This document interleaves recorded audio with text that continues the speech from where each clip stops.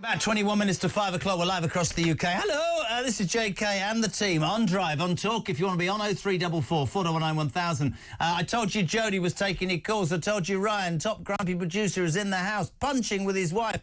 Amy on the buttons is back, the smiler, and Mia. Just a cataclysmic vision of beauty and intelligence in a sea of mediocrity. Where the hell did that come from? 0344 419 1000. We told you about this story. This is extraordinary. Martin Gaunt is the owner of the Happy Piranha gift shop in Cornwall, in Truro. He has carried out more than 50 citizens' arrests against aggressive thieves in the last 2 years because, you guessed it, the police ain't shown up. We're exclusive here. Martin Gaunt, a very good afternoon, sir. How are you?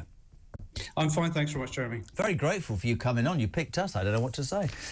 Martin, yesterday we had the most ludicrous, bloody story ever talked about, where a convicted jihadi terrorist who'd been in jail for 4 years wanted to... he was suing a pub in Amersham because he found the depiction of the Saracen said racist and aggressive, which in itself is quite ironic, seeing as how he was a jihadi who'd been to prison. Today, we have you, my friend, who's had to carry out more than 50 citizens' arrests against aggressive thieves in the last 2 years. What? Tell me more. Well, Jeremy, we felt we were left with no option. For a long time, we followed the general protocol, which is when you see something going wrong, call the police. The problem is, and, you know, it's not to be unexpected. If I see someone taking something from my shop, by the time I call the police, that person's gone. There's very little they can do. So I took some instruction from the Home Office, and Chris Philp, who was the Minister for Crime at that time, said, look, use civil arrest. So we started stopping people and detaining them in order that the police could arrive. So by doing that, we did find the police more often than not would arrive. I was going to ask you that, because we were all talking in the office earlier. You've made 50 citizens' arrests. How long do you hold them? And has that actually meant that the police turn up? And now you've told me, I'm even more raging, because if they can turn up when you've done the dirty work and the hard yards, why the hell can't they turn up in the first instance? Well, I think the thing is, if someone's already gone and you're simply saying, look, there's this white fella, 5'10", with a hoodie and a carrier bag that's left my store without paying for something, you're almost wasting everybody's time, because it's an impossible task to try and track that person down or do anything about it. But the problem is it's throwing the baby away with the bathwater syndrome. There are things that we can be doing that we're not doing and we should be doing. I mean, we have reduced our repeat shoplifting by probably about 90%, purely because we've decided enough's enough and we will confront people, we will stop them. And that sends a message, right? That sends a message. Or you don't want to go to that shop. He's a bit aggressive, that one, right? Well, it's not that we're aggressive. The thing is people say to me, why has there been a big increase in shoplifting? And it's not to do with the credit crunch. In my opinion, it's nothing to do with that at all. It's because for far too long, the police have done nothing about it. And if you say relate it to speeding, if we didn't have speed cameras and speeding fines, there'd be a lot more speeding, there'd be a lot more dangerous driving, a lot more crashes, a lot more deaths on the road. Well, the police have probably been the biggest encouraging factor for shoplifting by the fact that they've chosen to do so little about it. To the extent where I've stopped people before and they've said to me in my store, why are you stopping me for £20? There's somebody across the road stealing hundreds of pounds, thousands of pounds. Why don't you go and do something about it? There's almost a belief now that it's not illegal to steal. For you, in those instances, a big decision. Have you faced violence? These people, do they give up and apologise? Do they kick off? What's happened? There's a complete mixture of people. I mean, and we act accordingly. We never go in too strong. I mean, we try and talk to the people first and see if they're cooperative, and we can come to some sort of conclusion. If they refuse to cooperate with us, then we tell them that we're going to detain them until the police can arrive.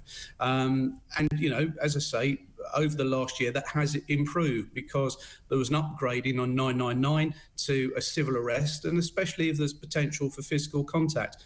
Does it get aggressive? Well, sometimes. But once again, what's the biggest reason for that? Is because people don't believe you've got the right to detain them, and the police won't reinforce that fact. The police have never once attended a civil arrest and said to me, no, what this person has done is perfectly acceptable. He's seen you take, conceal and leave without paying, and he's detained you until we can arrive. They've never done that. There's a spineless, backboneless approach to dealing with these issues. And going back to your early question, does it get tough? Yeah, I'm 62 years old and I don't like having to do this, but I've had to roll around on the cobbles with, you know, people twice my size and a third my age. What's the reaction to fellow shopkeepers in Truro to the stance that you're taking, my friend? It's very difficult because you can very easily alienate people, because I'm not advocating that everybody should do it. I've got 3 sons that work with me. We have a certain procedure that we follow, and we're not at all gung-ho about what we do. However, I think some other shopkeepers feel possibly intimidated by that. If you listen to what the police will say, is they'll constantly say, no, don't do it.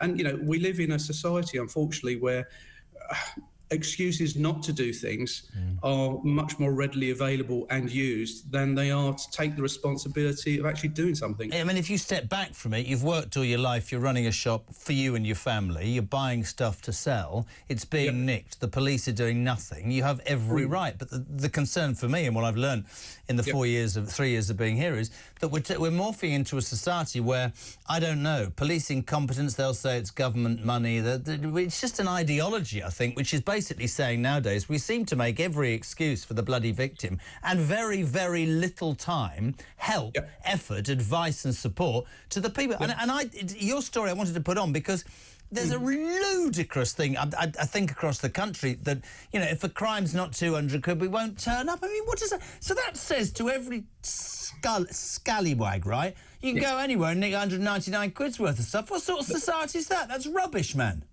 Well, this is why we've got the increase in crime. It's not because of the economy. It's because people are told it's not a problem to go and do it. Because we're soft in this country, aren't we? We're soft. Also, we look for reasons not to do things because, you know, the civil arrest law, if people look at it very briefly, it says it has to be an indictable offence, i.e.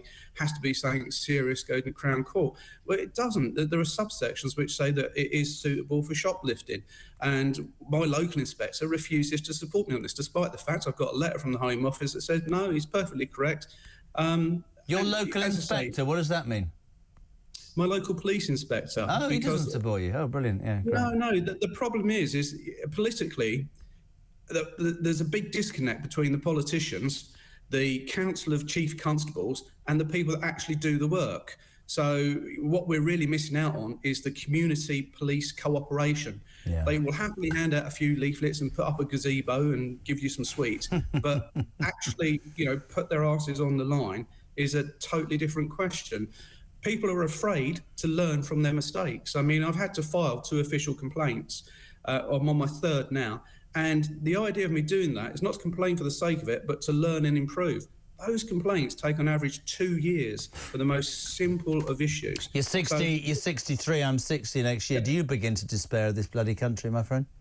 I do, but I tell you, the more times people turn a deaf ear to me, the more upset I get about it, because there is stuff we can be doing right now. If we took a more pragmatic approach to things, you know, I'm fed up with hearing we haven't got enough police officers, we haven't got enough finances. We never will have enough police officers. What we haven't got is enough grit and determination to want to try and do something. And you know what? Sometimes we might get something wrong, we might graze our knees, but we are not going to learn if we don't try, and in trying we might make the odd mistake. For God's sake, come on, let's get up and do something. Mate, I couldn't agree with you more, and I'm so grateful. Really glad that you came on. It'd be interesting. I mean, Ryan's obviously not listening because he's asked me to ask you whether your fellow shopkeepers... I asked that 5 minutes ago. It's fine, Ryan, you're good. But I will say this. I will say this about you, my friend Martin. I think it's hardly surprising. I'm sure the police will say, oh, don't do this, don't do that. Like you said, your local inspector. But what the hell do you do when it's your life, your livelihood? And actually, we're just soft as anything, aren't we? Listen, I support you, mate. Stay safe, but do what... I notice your sons are 8 foot tall, so that'll help you. Thanks for being on, Martin Gaunt. What is it, 12 minutes to 5?